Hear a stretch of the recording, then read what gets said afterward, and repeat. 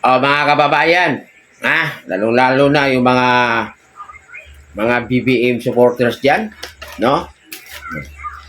Ito ako guys, isa akong DDS supporters ako. Niidolo ko talaga si former President Duterte. Dahil yan sa kanyang mga nagawang magagandang gawa niya. So, yun. Ngayon guys, no? Makinig kayo para hindi manganib, no?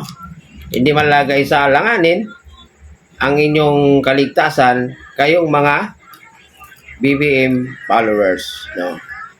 Mapapansin nyo ngayon, sa panahon natin ngayon, maraming galit. Kasama na ako doon. Maraming galit na mga TDs ngayon. At sa sobrang galit nila, no, nagkalat ang mga rally-rally ngayon. Ayon, ang may papayo ko sa inyo, kayong mga BBM, no? Kung sakali man na magkaroon ng rally ang mga DDS sa inyong lugar, magbigay kayo ng respeto. Igalang nyo, irespeto nyo. At ang may papayo ko rin sa inyo, para hindi malagay sa alanganin ang inyong kaligtasan, hanggat maaari, wag kayong magpapakita ng mga masasamang kilos, no?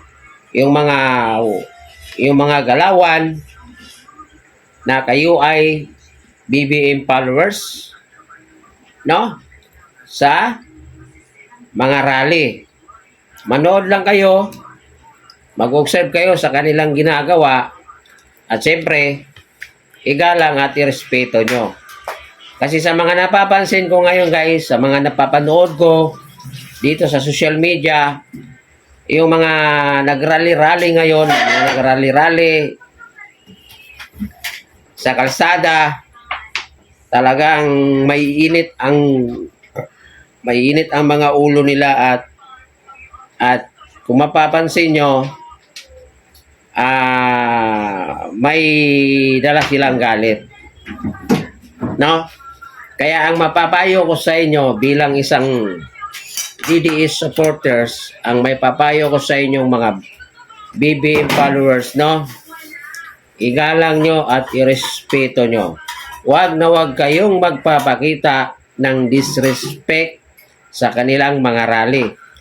Iwasan din na magparamdam kayo sa kanila na ikaw ay BBM supporters, no? Yan lang may papayo ko sa inyo guys, no? Para maiwasan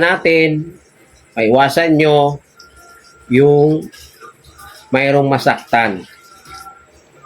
So irerespeto natin yan. Kaming ako bilang isang Duterte supporters, igagalang ko rin yung inyong choices. Choice nyo yan. Mas napupusuan nyo si BBM, karapatan nyo yan na mamili. At igagalang natin yan. Because sa mga nangyayari ngayon, it's all about politics. Politics lang to. Pero itong politics na to, pagka hindi tayo nag-iingat, lalo na ngayon na maraming galit, ay pwede nating ikapapahamak. Diba? Payo ko lang. No, irespeto ko kung ano yung mga choices ninyo. Siyempre, kayo rin dapat, mga BBM, followers, supporters, na umiidolo kay BBM, irerespeto niyo rin yung choices namin or ng mga tao na iniidolo nila si Duterte. Ganun lang yun guys. Iwasan natin na bastusin natin yung mga tao dahil ikaw ay BBM o di kaya dahil ikaw ay Duterte. So, sa na-observe ko, okay lang yun kung magkabastusan sa social media, at least malayo kayo sa isa't isa. Iwasan lang talaga natin na bastusin natin dahil sa politics lang, dahil sa mga iniidolo natin ng mga politiko, lalong-lalo na ngayon sa mga sa ating sa former at saka sa ating presidente ngayon na si BBM at saka si Duterte, no? Iwasan natin na bastusin natin yung ating mga kababayan personal o dyan mismo sa ating harapan. Even kahit ang ating mga kapitbahay. Ang ating mga kapitbahay, igagalang natin kung ano yung choices nila. Kasi ang ating mga kababayan, yung iba natin, ang ating mga kapitbahay, yung iba dyan, pro Duterte, yung iba naman ay pro BBM. Paalala ko lang guys, no? Paalala ko lang. No? Itong ginagawa natin dito, hindi tayo nagsasalita dito para siraan natin both side. Hindi tayo nagsasalita dito para siraan natin si Duterte. Hindi na tayo nagsasalita dito para siraan natin si BBM. Hindi tayo naninira both side para makaramdam tayong lahat or kayo na magkaroon kayo ng galit sa mga taong iniidolo ng iba. Ang mapapayo kasi, mayroon kasi akong nabalitaan na galit na nga yung tao at hindi pa niya ginagalang yung mga nagrarally doon at ayun, binastos niya, no? Sumigaw siya doon. So dahil sa sobrang galit ng mga tao, ayun, nasaktan. Hindi niya naasahan na sa kanyang binibitawang salita, sa kanyang pagsisigaw doon ay yun, nakuyog at nagulpi siya. So ganun pa rin. Kahit matagal na, ilang araw na nadala si Duterte sa ibang bansa, mag-ingat pa rin tayo. Lalong-lalo na yung mga BBM supporters at followers.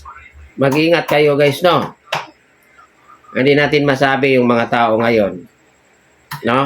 Lalong-lalo na sa side ng mga Duterte. Hindi natin sila masisisi guys, no? Katulad ko na DDS. Hindi natin sila masisisi yung mga DDS kasi kaya sila nagagalit. No, ako nga, galit din ako eh. Kaya sila nagagalit dahil sa kanilang pagmamahal kay former President Duterte. Kaya intindihin na lang natin. No, magintindihan tayo dito. Ganun lang guys, ganun lang kasimple. Iwasan natin talaga na iwasan natin na makapanakit tayo ng ating mga kapitbahay o ating mga mga kababayan dahil lang sa iniidolo, magkaiba tayo ng iniidolo. Iwasan natin 'yan. No? So ingat lang tayo guys. At syempre wag din tayong gumawa ng mga issue na walang katotohanan. No? Yun ang pinaka-the-best dyan.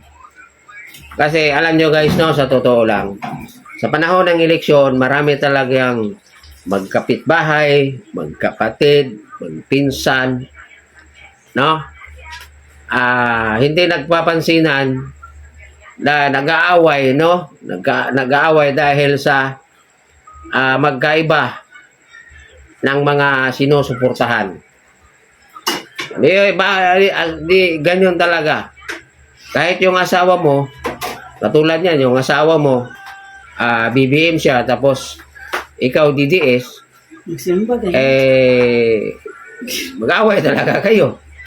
Kasi habang kayo nandyan sa bahay, magka-kwento-kwentuhan kayo about politics, mag-away talaga. So, iwasan natin yan guys na ganon. No, real talk yan. Dahil lang sa politics, ang mga kababayan, mga tao, nag-away-away dahil magkaiba yung kanilang sinusuportahan na kandidato. Lalong-lalo na presidente. Payong kapatid.